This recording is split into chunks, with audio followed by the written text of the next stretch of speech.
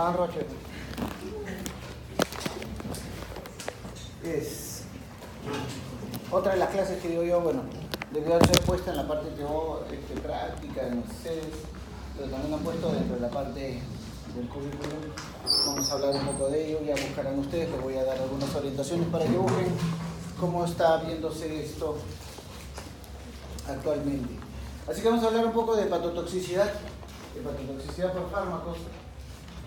Y lo que sabemos actualmente es que todo fármaco llega a inducir algún tipo de lesión hepática. Casi más del 80% de los fármacos que están en el mercado pasan por el hígado. Son muy pocos los que pasan solo y exclusivamente por el riñón. Y la mayoría pasa por ahí produciendo o no a veces algún tipo de molestia o lesión. Básicamente es la razón más frecuente para retirar un fármaco que haya sido aprobado previamente y se considera casi más del 50%, o sea, más de la mitad de los casos de falla hepática aguda en Estados Unidos.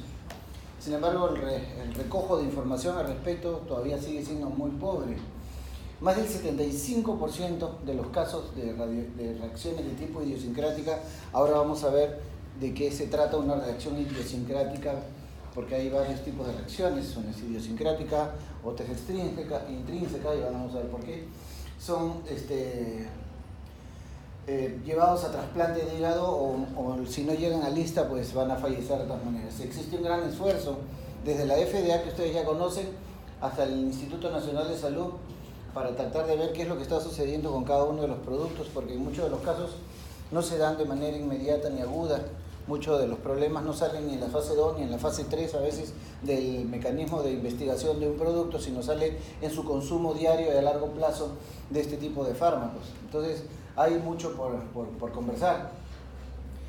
Muchos de estos fármacos, como le dije, son producto de la farmacopea y producen hepatotoxicidad. Sin embargo, no todo lo que produce hepatotoxicidad es un fármaco o una medicina, sino también pueden ser sustancias de abuso, tipos de drogas, la cocaína, el éxtasis, etc.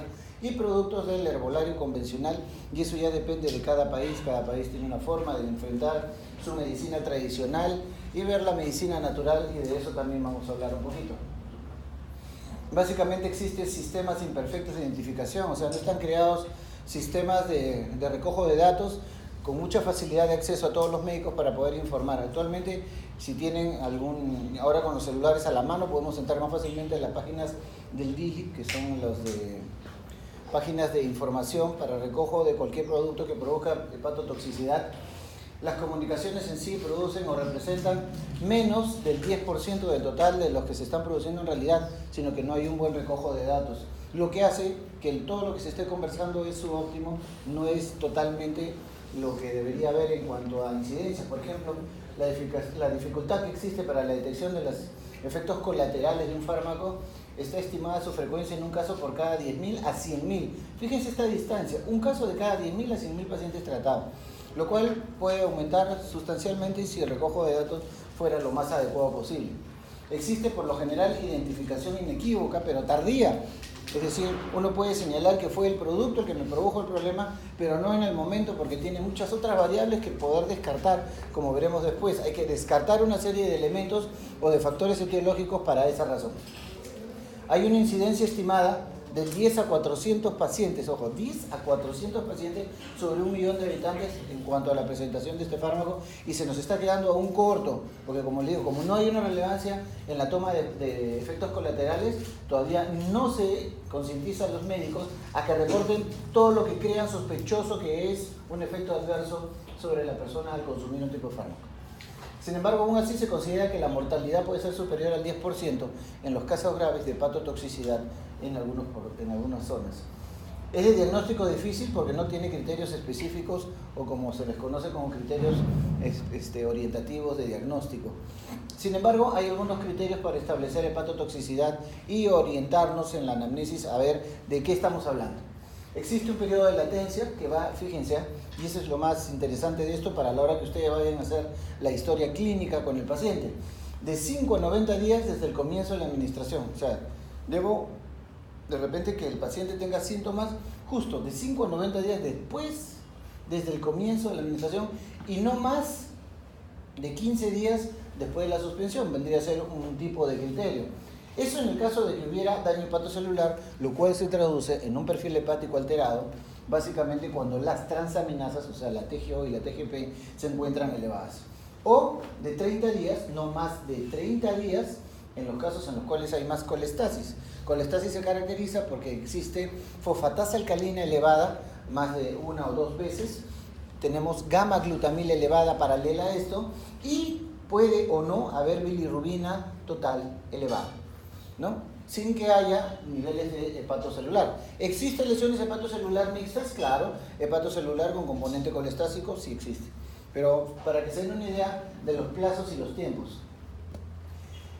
Para que podamos llevar a hacer el diagnóstico de hepatotoxicidad, es probable que alguno de los fármacos que el paciente esté usando ya haya tenido elementos semejantes anteriormente, un episodio anterior, y por eso el comportamiento clínico, bioquímico, incluso si la tomara biopsia al hígado, podría ser similar al comunicado anteriormente por un fármaco.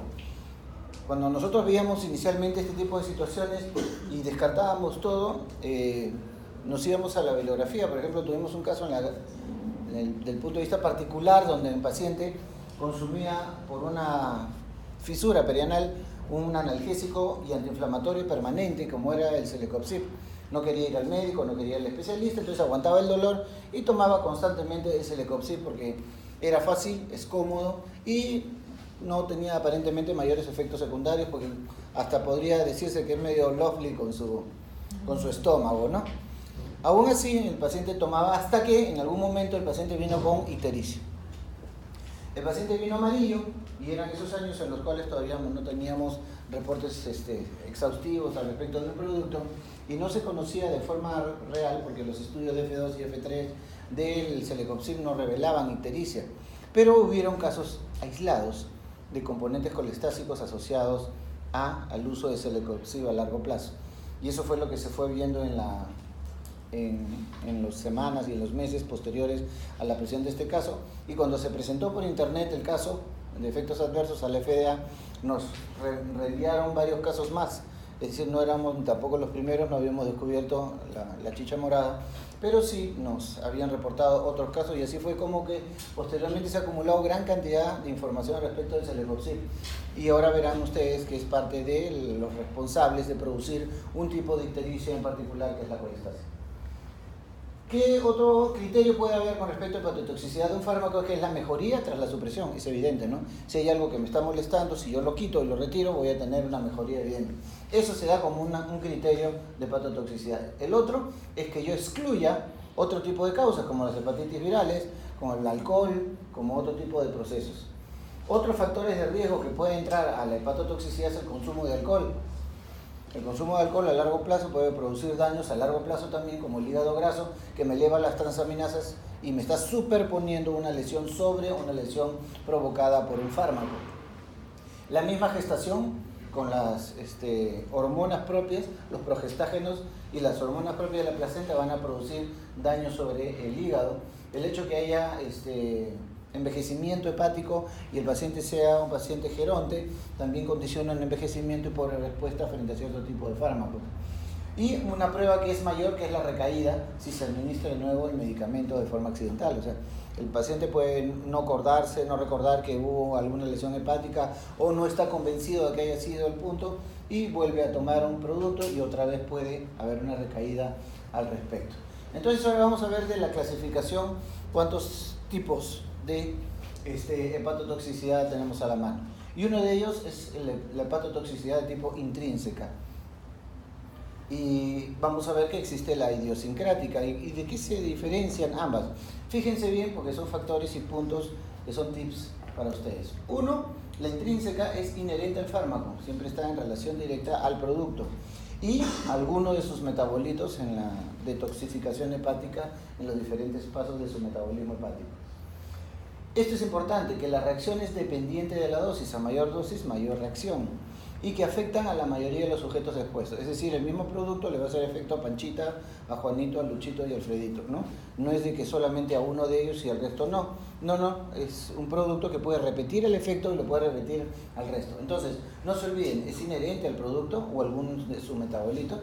La reacción puede ser dependiente de la dosis y afecta a todos los que se vean expuestos al producto. Que puede haber variabilidad, que puede presentarse en mayor exposición e intensidad en ciertas personas, sí, hay variabilidad entre sujetos, eso es evidente, no todos reaccionamos de la misma forma y en este caso es debido a ciertos tipos de factores metabólicos de origen genético que están alterados, como una serie de polimorfismos enzimáticos que se dan dentro de la célula hepática para la transformación, metabolismo y absorción del producto, o de tipo ambiental como es la malnutrición, desnutrición severa, inducción enzimática por el consumo de alcohol incluso. Periodo de latencia, por lo general este es breve, y estamos hablando de una reacción que puede ser entre horas o días. La intoxicación por paracetamol es el ejemplo más clásico de este tipo de problemas, ¿no? La idea se presentó desde hace mucho tiempo, 10 gramos de paracetamol puede ser suficiente para producir una necrosis hepática con daño hepático marcado, o sea, una lesión de tipo hepatocelular. Sin embargo, parece ser que hay elementos o personas o individuos más sensibles al daño del paracetamol y produce lesiones ya a menos de eso incluso, ¿no? Muy bien. El otro, como les dije, es la reacción de tipo idiosincrática, y esta sí es diferente a la otra en el caso de que la otra se presenta en reacción al fármaco. Es inherente al producto o a uno de sus metabolitos. En este caso es impredecible. Impredecible la reacción, puede o no presentarse. Y esta es la reacción que lamentablemente lleva en otros países, y a veces hasta acá, al médico, al Palacio de Justicia, porque no se le explica al paciente qué es lo que pudiera pasar con el fármaco y uno se queda callado porque piensa de que podría no haber alguna reacción en ese paciente. Y el paciente beligerante, conflictivo o que quiere ganancia secundaria, ¿no? Y como piensa que todos los médicos tienen harta plata, peor todavía. Así que los van a llevar por esta razón. Y es por eso que en Estados Unidos, cuando ustedes le dan un fármaco, le dan un folleto así que habla de la monografía del producto. Efectos adversos, colaterales, qué porcentaje se presenta, no se vaya a asustar si le da esto, el otro y aquello, para que ya esté usted prevenido, usted tiene que darle una lectura al respecto. Y eso está ligado a la susceptibilidad personal del sujeto. Básicamente puede o no presentarse y en variable intensidad. Y esta, a diferencia de la otra, es independiente de la dosis. No necesito grandes dosis para hacer producir un efecto en particular y es de aparición infrecuente, no es como la otra que es susceptible cada vez que se toma, ¿no? Por lo que solo se detecta cuando el fármaco está comercializado y es por eso que en muchos estudios F3 no aparece, pues, no aparece. Y tenemos este tipo de problema. Sucedió con el cisapride, que es un estimulante, un agonista 5-HT4, que era para estimular la motilidad intestinal. También se presentó con el tegacerol, que es un agonista de los movimientos 5-HT3, de los receptores, que produce movimiento y es apto para pacientes con estreñimiento marcado, sobre todo el de tipo motor, y lamentablemente cuando se utiliza mal y no se ve esta parte de la susceptibilidad personal, pues se le daba a todos los pacientes, aun los que tuvieran cefalea, migraña, trastornos del QRS, trastornos de repolarización, arritmia cardíaca, antecedentes de cáncer, etcétera, cosa que se ha debido delimitar. Entonces, ya una vez que salen de los estudios F2, F3 y ya se comercializa, recién comienzan a ver, como pasó con el Celecoxib, que en los primeros estudios nadie vio la ictericia colestática que produce y se vio después cuando este ya estaba comercializado. Este tipo de reacción tiene dos subtipos, el subtipo 1 y el 2, y el 1 básicamente está en reacción a lo siguiente: formación de metabolitos anómalos a través de ciertos pasos metabólicos de detoxificación, por supuesto, que son inusuales y que hablan del polimorfismo enzimático que cada persona tiene y que puede estar determinados genéticamente. Entonces, esto es lo que llamamos como polimorfismo enzimático y se potencia por efecto de un factor externo muy conocido por todos ustedes. Porque todos los fármacos que se tomen no pueden ser tomados con alcohol. Claro, existe un margen de seguridad, pero el alcohol vendría a ser el mozo que lleva el vaso.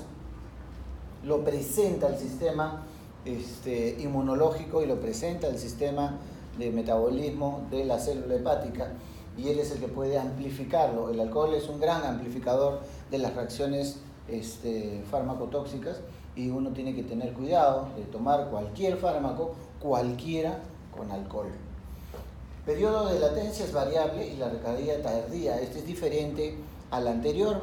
Al anterior vimos que podía ser horas o días. Este puede darse en días y semanas, incluso 15, 20 días después. Por ejemplo, la hepatitis, la inflamación del hígado inducida por lisoniazida, un producto muy conocido por todos nosotros que es para combatir la tuberculosis, es uno de los principales ejemplos. Así como el paracetamol está directamente relacionado a la cantidad del producto, acá la isoniazida tiene que ver con la susceptibilidad personal, porque no todos los que toman antituberculosos me hacen problema con la isoniazida. Y el subtipo 2, que es mucho más conocido de repente, porque tiene que ver con estados de hipersensibilidad, o sea, con estados alterados del sistema inmunológico, y es porque básicamente el sistema inmunológico reacciona frente al fármaco o algún metabolito después del periodo de detoxificación. Y entonces tanto el fármaco o algún metabolito interacciona con proteínas del espectro celular del portador, dando lugar a que esta unión entre el fármaco, metabolitos o proteínas exudativas del huésped dé lugar a un neoantígeno, ¿no? Y estos neoantígenos son los que inducen justamente la reacción inmune, porque son conglomerados proteicos, nuevas sustancias que no son reconocidas por el organismo, y el sistema inmune comienza a reaccionar. Y la reacción inmune puede ser de los dos tipos, ojo, humoral o celular. La característica de esta patología, de este subtipo, es de que puede aparecer lo siguiente patognomónicamente: erupción cutánea, ganglios de tipo patológico, fiebre, y en el hemograma revelarles a ustedes linfocitos atípicos en sangre periférica y algo en particular en el hemograma, que es la eosinofilia. Muy bien, puede haber un periodo de latencia de unos 5 semanas, diferente a las 48, 72 horas del otro, o de una semana más tardar. Acá el periodo de latencia es un poco mayor. No suelen aparecer tras la primera administración, o sea, yo puedo tomar isoniazida en un primer mes o en un primer en un primer término, y después, cuando lo vuelvo a tomar, ahí recién hago despertar los autoanticuerpos que se han provocado. Es menos frecuente, pero sucede, como el alotano. El alotano es un anestésico que tiene metabolismo hepático, que felizmente ya se ha retirado del mercado, al menos la mayoría de las clínicas y hospitales ya no lo tienen. Ahora se utiliza un derivado que es el Seborane, que no tiene esa posibilidad. Pero es el ejemplo característico. Muchos pacientes que entraban a sala de operaciones, los operaban de apéndice, los operaban de vesícula y no había ningún tipo de reacción. Pero entraban por segunda vez, si los operaban de apéndice, entraban por vesícula, si operaban vesícula, entraban por apéndice, y en el segundo les volvían a poner alotano y ahí venía el problema. ¿Cómo sospecharlo? Difícil, difícil. Muy bien, chicos. Entonces, vamos a hablar un poquito acerca de los mecanismos. Espero que lo entiendan, esta es la parte más aburrida, pero es importante para que ustedes determinen cuál es la razón por la cual se produce el daño hepático. El hecho es que la clave de que haya hepatotoxicidad radica en esto: la muerte celular. Esa es la clave de fondo, es la etiopatogenia más clara para hablar de que hay toxicidad hepática. Bien, por una razón en particular, por inducir una pérdida directa de la viabilidad fisiológica de la célula, o no sea por inducir la pérdida de la viabilidad, sino por hacerla más susceptible al ataque del sistema defensivo intrínseco, en este caso, en muchos casos, al sistema inmune. Entonces, la muerte celular, como ustedes saben, que puede ser producida por cualquiera de los dos mecanismos, puede ser traducida por dos situaciones. Una, por un estado de apoptosis, y otro por un estado de necrosis. ¿Es lo mismo? No es lo mismo. ¿Y eso por qué? Fácilmente, miren, la apoptosis, hay integridad de la membrana, y encima hay fagocitosis de los apoptosomas. De los que producen apoptosis son unas vesículas tipo lisosomales que se aparecen en el citoplasma y que son fagocitadas por el macrófago, y desaparecen solamente este tipo de elementos. Pero como no hay pérdida de la integridad de la membrana, no salen los apoptosomas, no sale líquido intracelular, no despierta reacción inflamatoria. Ese es el punto más importante de la apoptosis. Es como si le dijeran a una célula freeze, se congeló, punto, nada más, no funciona, no hay más que hacer con esa célula. En cambio, la necrosis significa sí una muerte tal cual como se conoce orgánicamente, porque hay ruptura de la membrana, hay fragmentación de la misma y salida del contenido intracelular. Si hay salida del contenido intracelular, se vierte al extracelular al medio, y por lo tanto produce estímulo de citoquinas, de migración de macrófagos, etcétera, produciendo mayor problema o reacción inflamatoria. Esa es una base importante, porque los fármacos pueden producir o una u otra o las dos. En general, el daño directo suele producir necrosis, y la sensibilización por efecto de las citoquinas hace que actúe en mecanismo de apoptosis.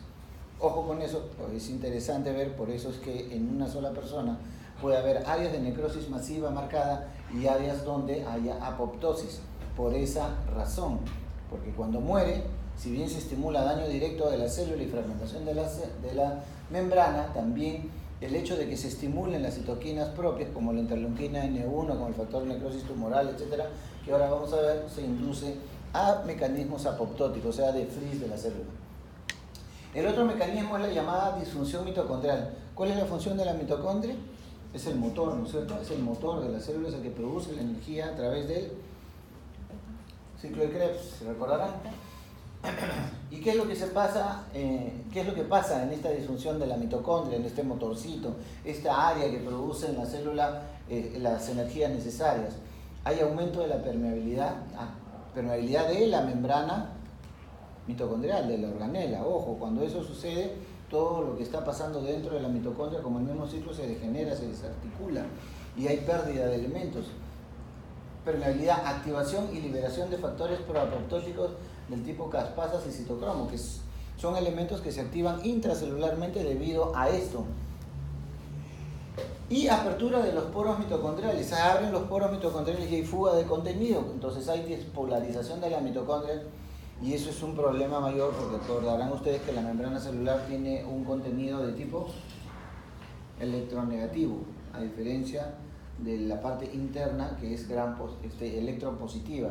Hay una despolarización total de la membrana y por lo tanto de la mitocondria y hay pérdida del ATP, que es lo que se produce a través del ciclo de Krebs.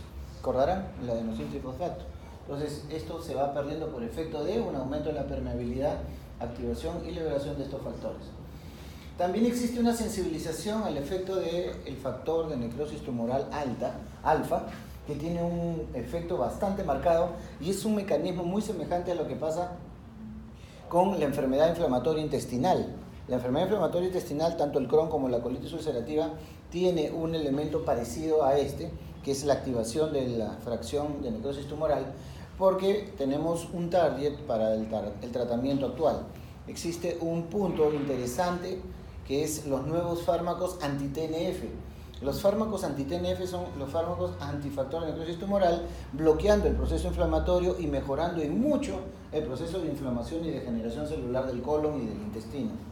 En este caso, estamos hablando de las células hepáticas sometidas al estrés por un fármaco o el metabolismo del mismo. Normalmente el hepatocito, la célula hepática, expresa en su membrana abundantes receptores para el receptor de factor de necrosis tumoral. Concretamente hablamos de los de tipo 1, que son los que más nos interesan en este caso.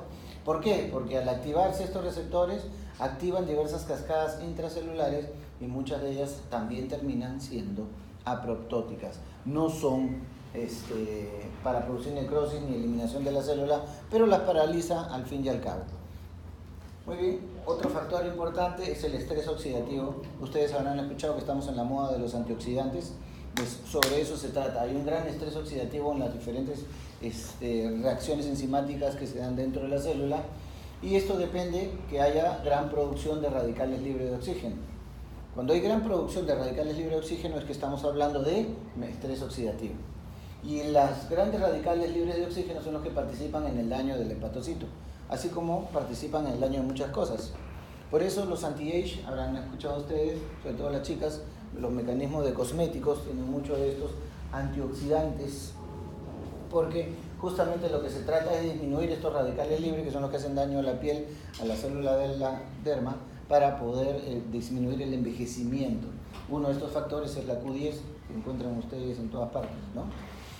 Las radicales libres de oxígeno se liberan en las mitocondrias, ojo, también por efecto de una actividad de una isoenzima que pertenece al citocromo P450. Comprenderán que el citocromo P450 es una de las tantas isoenzimas que se encargan de hacer metabolismo de una serie de productos o de fármacos. Siendo la principal, tiene una serie a su vez de isoenzimas. Una de ellas es justo el CYP2E1, que también hay el 2C4, también hay el 3A9, hay diferentes tipos de actividades isoenzimáticas y básicamente esta, que forma parte de una de las tantas isoenzimas del citocromo P450, es una isoforma que es muy porosa Y como es muy porosa, desacopla funcionalmente a la membrana, dejando escapar justo lo que se produce dentro de la mitocondria, que son los radicales libres de oxígeno, producto de las reacciones redox. Ya los mareé, ya los terminé de enredar, ¿sí? Y estas reacciones que se liberan son las que producen daño a la célula. Y es por eso que todos estos mecanismos no actúan solo uno, sino actúan mezclados. Activación de los receptores de factor de necrosis tumoral, de repermeabilización de la membrana mitocondrial con pérdida del ATP. Si pierde el ATP no funciona la mitocondria, si no funciona la mitocondria no funciona la célula, si no funciona se activan los mecanismos apoptóticos, se paraliza la célula, ¿no? Si al contrario, si tengo reacciones apoptosómicas que hacen que al paralizarse la célula vengan los fagocitos, destruyen la célula, se produce reacción inmunológica y se activan el resto de los factores como los receptores tipo 1 de los factores de necrosis tumoral alfa, que son los que activan reacción de cadena inflamatoria y producen problemas. Otro factor es la sobrecarga de metales pesados como son el cobre y el hierro en los hepatocitos, en la célula hepática, que va a potenciar el efecto de estos radicales libres. Tenemos ese problema cuando existe la enfermedad de Wilson de por medio, en pacientes con alteración del metabolismo del cobre, y en los pacientes que sufren de anemia ferropénica por alguna razón, sobre todo las damas cuando están en tratamiento, cuando tienen menorrea, sangrado muy marcado y están en tratamiento de fierro. Entonces en ellos la cantidad de fierro puede aumentar y tener un efecto lesivo porque se potencia con los radicales libres de oxígeno cuando existe una hepatotoxicidad. Otro elemento es el estrés oxidativo, o sea, la gran producción de radicales libres que induce peroxidación lipídica y oxidación del ADN y de los grupos de las proteínas. Esto hace mayor daño porque produce mayor degeneración de los elementos reconstitutivos de todo ser vivo, que son las proteínas, para la membrana celular, para las organelas, y eso produce bastante lesión, como produce la peroxidación lipídica, que es uno de los elementos que ya conocerán ustedes cuando hablen de hígado graso. Las lesiones por hígado graso, lo que se conoce como esteatohepatitis grasa, que es el NASH, el famoso NASH, que ahora está muy de moda por la obesidad, por el sobrepeso, por la falta de ejercicio, por el sedentarismo, por el rico Popeye, el rico Kentucky, ¿no? Todas esas cosas están ahora más de moda, y esta reacción de peroxidación es básicamente una reacción catabólica bastante marcada y de daño. Y para terminar eso, para neutralizar estos radicales libres se consumen los depósitos de glutatión reducido. Estos depósitos son una defensa importante cuando están presentes, son una defensa antioxidante de la célula, pero al tener bastantes radicales libres producidos o liberados, para neutralizarlos se consumen estos depósitos y entonces ya no hay mayor defensa de la célula ante estos radicales cuando se siguen produciendo. La deficiencia de este factor colabora en aumentar incluso la sensibilización de esos receptores de tipo 1 del factor de necrosis tumoral de la célula, haciéndolo más fácil de activar, y por sí sola y es bastante intensa y induce directamente muerte celular tipo necrosis. Ya no los paraliza, no la frisea, sino por el contrario produce muerte celular. Algunas cositas como esas, por ejemplo, acuérdense que en la mitocondria, dentro del citosol de la célula hepática, se produce inhibición entonces de la beta-oxidación de la respiración, hay aumento de la permeabilidad de la membrana y lamentablemente eso termina en liberación de una serie de elementos, sobre todo a la célula. Hemos hablado de la sensibilización de los receptores del factor de necrosis tumoral alfa en la membrana, ¿no es cierto? Y que iban a activar factores proapoptóticos intracitoplasmáticos, y estos activadores de estos receptores son justamente la caspasa. Las caspasas activan una serie de reacciones de citoquinas y producen la muerte celular. O sea, sobre todas estas cosas hay que tener mucho en cuenta. También el otro factor, ¿recuerdan? El factor droga sobre los receptores específicos sobre la membrana de la doble capa fosfolipídica de la célula hepática, y lamentablemente esto activa el citocromo P450, activa ciertos isoenzimas que hemos hablado que puede producir aumento de la permeabilidad y etcétera. Así tenemos una serie de elementos que son favorecedores del daño hepático. Como ven, están los mecanismos de muerte celular, apoptosis, necrosis, repermeabilización de membrana, activación de los receptores de factores de necrosis tumoral, activación de las citoquinas y migración de los macrófagos, toda una serie de elementos que pueden activarse por un fármaco o el metabolito del mismo. Entonces, miren los fármacos que pueden producir colestasis que puede estar o no en relación a ictericia, pero sí en relación a fosfatasa alcalina y gamma glutamil. Eso es cuando ustedes se encuentren en un perfil hepático, justamente la elevación de este tipo de cosas. Y es ahí donde hemos visto este tipo de casos con el celecoxib. Pero también se da con antidepresivos, heparina, anticoagulantes, hormonas como el estrógeno, captopril. Esto lo hemos visto más en pacientes que toman anticonceptivos, ¿no? Sobre todo en las damas. Cuando tienen consumo crónico del estrógeno en anticonceptivos, terminan con este tipo de trastornos de colestasis. De otro tipo, ya inflamatoria, porque esta está en relación a colestasis con lesión hepática, o sea, con aumento de transaminasa, por ejemplo, el consumo del amoxicilina clavulánico para la otitis, la atorvastatina para bajar el colesterol, la clorpromazina asociada a pacientes con convulsivantes, el infliximab, que es básicamente un biológico utilizado para la enfermedad inflamatoria. Este es un anti-TNF, por ejemplo. La ticlopidina, tiobendazol, factores para el tratamiento Targa y la faxina, que es para HIV. La colestasis ductopénica o colangiolítica, un proceso que puede ser primario, o sea, congénito, o puede desarrollarse a través del tiempo, con productos como para la tos, dextropropoxifeno, está asociado a un mucolítico y es un jarabe para la tos. Otros productos que pueden ocasionar esteatosis, o sea, hígado graso cuando se consume, aparte de los otros factores de tipo metabólico, y son lesiones de tipo microvesicular, pequeñas gotitas de grasa que están dentro de la célula, y esto lo puede producir el uso crónico de ácido valproico. El ácido valproico, básicamente para pacientes con epilepsia o con crisis de ausencia o con trastornos convulsivos desde jóvenes. Las tetraciclinas, para aquellos que tienen acné a largo plazo, que les dan para mejorar la carita. Ojo con esto, por eso se les pide perfiles hepáticos permanentes, tadudina, para pacientes con HIV. Fíjense la esteatosis de tipo macro, o sea, vesículas ya más grandes, pacientes con HIV y pacientes que reciban glucocorticoides por alguna razón a largo plazo. También esteatohepatitis o NASH en pacientes que pueden estar tomando amiodarona, antihipertensivos o antiarrítmicos, estrógenos también, el tamoxifeno, productos que los consume gente que tiene cáncer de mama mucho tiempo. Otros fármacos que pueden producir granulomas hepáticos, por ejemplo, es el ácido 5-aminosalicílico, un fármaco que se utiliza mucho incluso en tratamiento de problemas hepáticos, como enfermedad de Wilson, problemas del metabolismo del cobre, el allopurinol para trastornos del metabolismo del ácido úrico en gota, la carbamazepina para pacientes con trastornos convulsivos, la fenilbutazona como antiinflamatorio, la hidralacina, que no se utiliza ya mucho, pero para pacientes diuréticos, para pacientes hipertensivos, quinolonas de primera generación, norfloxacino, quinidina y quinina que se utilizan en tratamientos reumatológicos y el otro en tratamientos de malaria.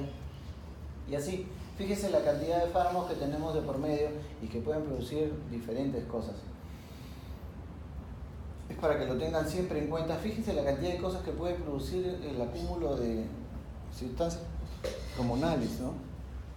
Pero tengan en cuenta de que los estrógenos siempre deben ser consumidos, ¿no? Los anticonceptivos en la dama, siempre bajo control, con su perfil hepático de por medio, para evitar problemas tan sensibles como la trombosis portal, sobre todo en su fase aguda, ¿no?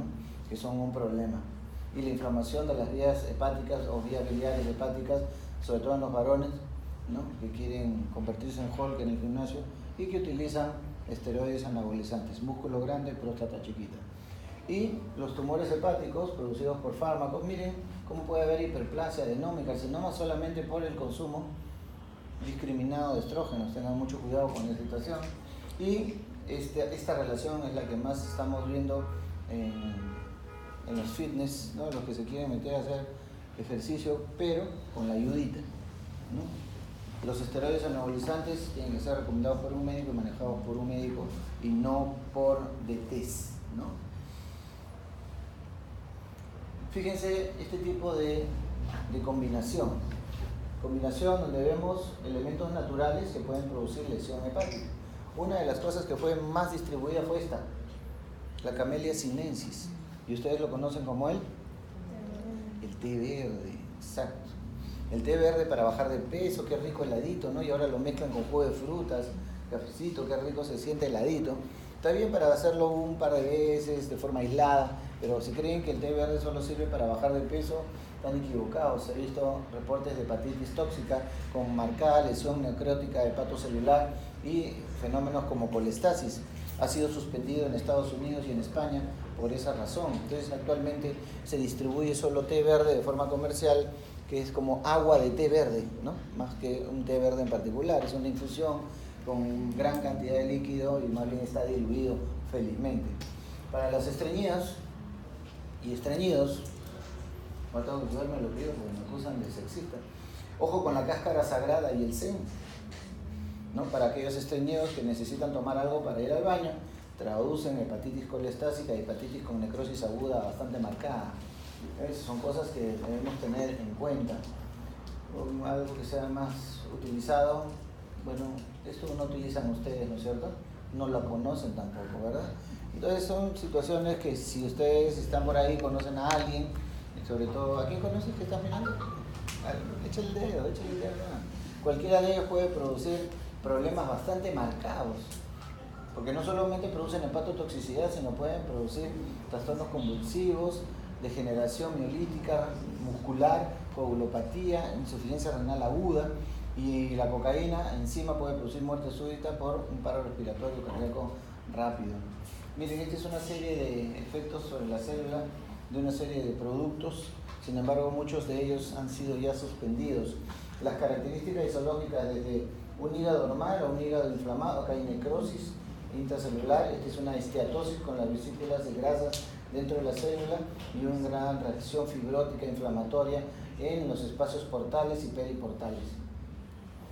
Productos que han sido retirados a través del tiempo en los mercados por alguna reacción en particular, desde la Camellia sinensis, de lo cual hemos hablado, que es el té verde en España y en Estados Unidos, sobre todo las concentradas.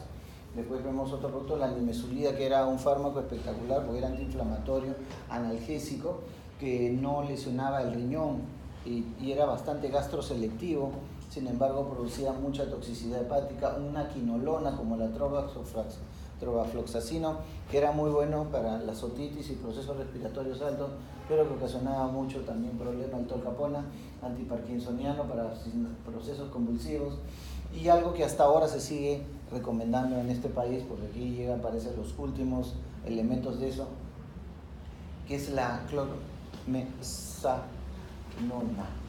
o clormexazona, conocido con ciertos tipos de nombres comerciales, hasta le han sacado copias ya, y hay que tener cuidado porque esto viene asociado, por ejemplo, a tramadol, viene asociado a paracetamol, es un relajante muscular con un analgésico. Fíjense desde cuándo se ha retirado en la mayoría de países, pero acá lo seguimos usando.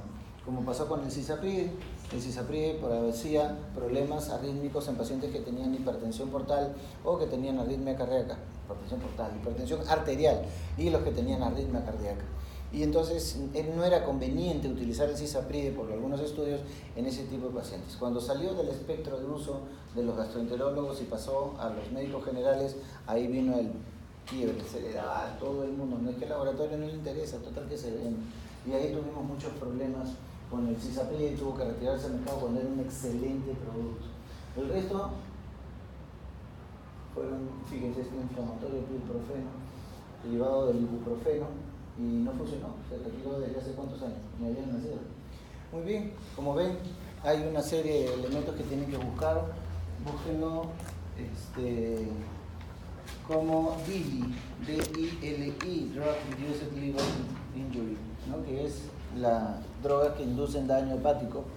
Está como DILI en cualquier lugar que ustedes lo busquen y van a encontrar actualizaciones al respecto de la hepatotoxicidad, fármacos con investigación y productos para ver. El mayor problema de esto radica en que no sabemos exactamente cómo sacarlo si es que no lo piensan. Entonces, debido a eso, es que la anamnesis tiene que ser bastante directa y minuciosa. Y como se habrán dado cuenta, no pueden preguntarle por un fármaco que acabe de tomar. Tienen que preguntar por fármacos que por lo menos tengan 2-3 meses mínimo que haya tomado, porque las reacciones, como ven, pueden ser idiosincráticas o intrínsecas, y muchas de ellas pueden ser muy rápidas, pero las otras pueden todavía tomar su tiempo y demorarse. ¿Estamos? En este tipo no hay criterios definidos si es que ustedes no establecen bien en su anamnesis si ha estado tomando algún fármaco, pero lo que más depende es de que su disco duro tenga en su mente siquiera grabado alguno de los fármacos que hemos conversado para poder tener en cuenta esa situación. ¿Estamos claros? Si no hay preguntas.